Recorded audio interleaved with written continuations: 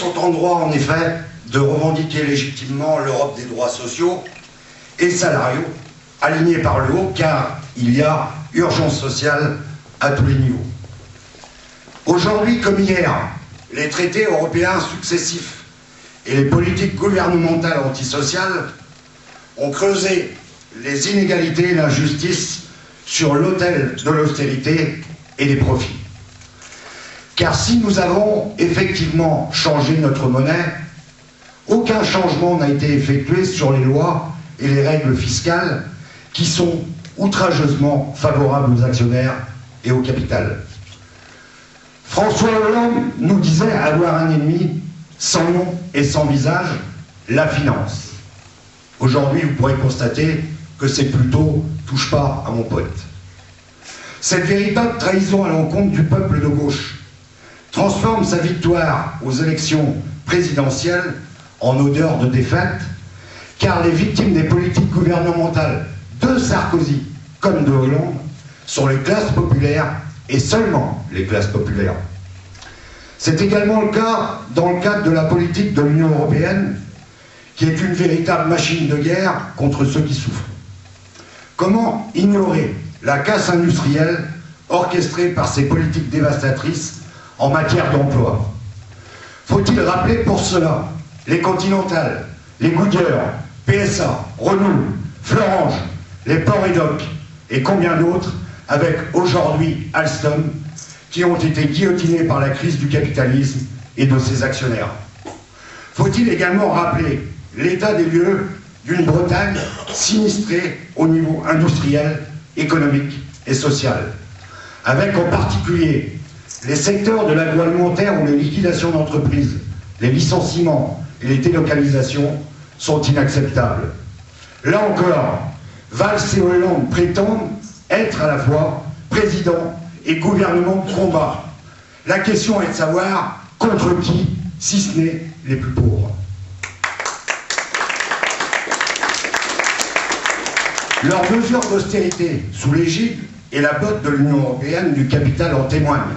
Certes, nous n'attendions rien, ni les uns ni les autres, de François Hollande, mais il aura quand même réussi à nous décevoir avec une cascade de mesures qui n'ont rien à envier à une politique de droite, comme quoi le rince-doigt ne fait pas obligatoirement les mains propres. Un accord national interprofessionnel, plus connu sur le nom de l'ami véritable cadeau au MEDEF, qui a remis en cause le code du travail et sa déréglementation.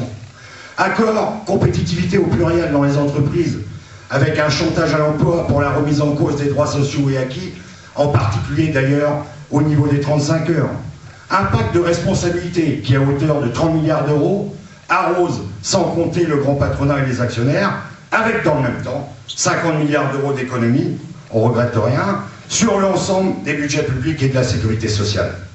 Pacte les loups donc de la finance, qui nous prennent pour des agneaux, quand ils nous dupent avec un pseudo-pacte de solidarité fantoche.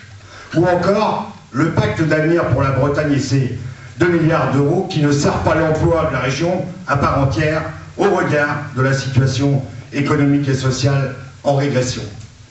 Sans oublier, la liste est longue, excusez-moi, le CICE ou de l'ASBFM à Lorient comme à la CEITA de Carquefou Nantes, les fonds publics ne servent pas à embaucher mais bien à licencier. Non, cette politique capitaliste n'est pas la nôtre, non, cette politique gouvernementale n'est pas la nôtre, non, cette politique européenne n'est pas la nôtre, car nos ennemis ont un nom et un visage qui défigurent nos vies au profit de leurs profits. Néanmoins, leurs avancées sont faites de nos reculs et il faut organiser, là encore, la contre-offensive. Car si les puissants sont grands, c'est parce qu'ils nous maintiennent à genoux. Soyons donc debout et déterminés à lutter contre un système capitaliste où les politiciens du PS comme de l'UMP ne nous représentent pas. Leur discours à la Michel Drucker pour nous vendre leur soupe populaire, ça suffit. Et je dis haut et fort à ces énarques de l'arnaque que l'intelligence est comme un parachute, quand on n'en a pas, on s'écrase. La Bretagne a démontré, si besoin était, qu'elle est une terre de lutte et de résistance au travers des mouvements sociaux à tous les niveaux.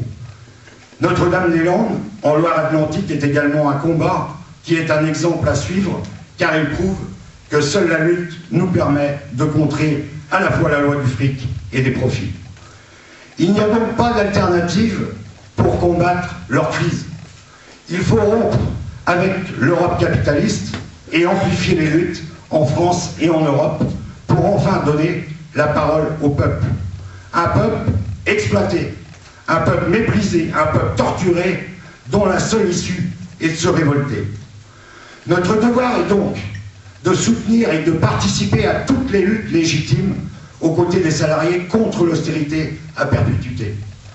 J'appelle donc toutes celles et ceux qui subissent l'injustice sociale à se révolter, à n'accepter aucune forme de soumission ou de contentement qui condamne nos droits fondamentaux et nos conditions de vie à un appauvrissement inéluctable.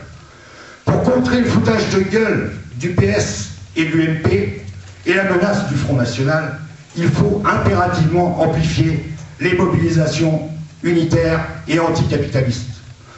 Contre les savants du capitalisme rampant, révoltez-vous pour que les promesses électorales ne soient pas des couleuvres au service des cobras de la finance. Ne lâchez rien, n'attendez pas le pire, refusez de choisir entre la peste et le choléra. N'acceptez pas la haine du FN, combattez-la sans avoir peur de l'avoir en face. Reconnaissez-vous, unissez-vous dans vos combats respectifs, sur la base de vos revendications et de vos convictions de justice sociale, car s'indigner ne suffit pas. Révoltez-vous pour obtenir l'impossible, votez pour vous, votez pour vos combats, votez pour vos luttes, votez pour la liste NPA Résistance. Merci à vous tous.